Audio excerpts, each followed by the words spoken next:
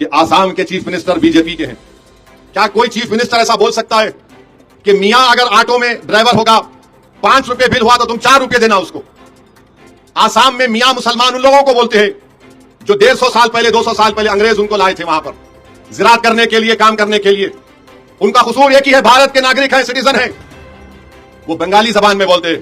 तो आसाम के मुख्यमंत्री बोलते हैं अगर तुम मियां के ऑटो में गए, 5 रुपए बिल हुआ तो 4 रुपए दो। अब मैं बीजेपी और भारत के प्रधानमंत्री वजीर आजम से पूछना चाहता हूं, आप विकसित भारत बोलते हैं, आप बोलते हैं कि हम तीसरी बड़ी इकोनॉमी बन जाएंगे, आप बोलते हैं कि हम सुपर पावर बनेंगे, हम चांद पर अपना आशियाना बनाएंगे, हम फुला कर देंगे। अरे चांद पर अगर आशियाना बनाना है तो 1 रुपये के लिए कहीं को बोल रहा है? चांद पे घर बनाने का है, 1 रुपया नहीं देना कहते उसको। चाइना से मुकाबला करना है, 5 रुपए हुआ तो 4 रुपए दो। तुम कितने छोटे हैं आसाम के मुख्यमंत्री। तुम तो भारत के बाबा साहेब अंबेडकर के बनाए हुए संविधान पर तुमने वोट लिया, मैं भी लिया अल्लाह के नाम पर। तुम्हारी नजर में सब बराबर होना, मगर आसाम का मुख्यमंत्री बीजेपी का कहता है ये मियां है, इनको अगर वोट डालना है तो बांग्लादेश में जाके वोट डालो। क्या बात है बताओ आप? उनका जुर्म क्या है मगर इनको जलील और रुसवा करना। और फिर आप बार बार बोलते हैं इस प्रेसिडेंट एड्रेस में, हमारे मुल्क की प्रेसिडेंट पार्लियामेंट में खड़े होकर कहा था, क्या कहा था कि हम भारत में सबको साथ लेकर चलना चाहते हैं। कहां चल रहे आप? आप तो मियां के नाम से नफरत करते हैं। आसाम में इतनी बड़ी आबादी है बंगाली बोलने वाले मुसलमानों की, और उनके बारे में ऐसा बोला जा रहा है। ये क्यों बोल रहे हैं हेमंत बिस्वा शर्मा, आसाम के वजीर आला?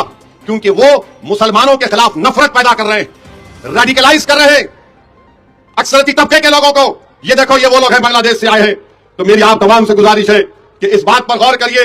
अब मीडिया के लोग पूछेंगे आप उनके बारे में बोले थे, हां बोला, मगर यह भी बोल रहा हूं भारत के संविधान में आर्टिकल 256 से आइन में, जिसमें मरकजी हुकूमत की जिम्मेदारी है कि अगर कोई प्रदेश, रियासत आइन के कानून पर अमल नहीं कर रहा है तो आर्टिकल 256 क्या कहता है मोदी जी आपको मालूम? जो कानून भारत की पार्लियामेंट ने बनाया उस कानून पर अमलावरी होनी चाहिए, आर्टिकल 256 बोलता है। और अगर कोई रियासत कानून आइन के मुताबिक काम नहीं कर रही है तो आर्टिकल 355 में मरकजी हुकूमत को इख्तियार दिया गया है कि रियासती हुकूमत संविधान और आइन के मुताबिक काम करे। अब बताइए, बीजेपी की सरकार जो भारत में है, प्रधानमंत्री मोदी है, क्या आर्टिकल 256 और 355 का हवाला देंगे? और फिर आसाम का वजीर आला अपने एग्जीक्यूटिव पावर्स का गलत इस्तेमाल कर रहा है। क्या भारत का आइन आसाम पर लागू नहीं होता? क्या बताओ? एक इंसान की डिग्निटी, इज्जत एक फंडामेंटल राइट है, मालूम आपको? किसी की भी इज्जत का खिलवाड़ नहीं किया जा सकता। डिग्निटी एक फंडामेंटल राइट है भारत के संविधान में, चाहे वो किसी मजहब का हो, चाहे किसी जात बरादरी का हो। राइट टू डिग्निटी एक फंडामेंटल राइट है, और आसाम के लोगों को इस तरह से किया जा रहा है। मेरे अजीज दोस्तों,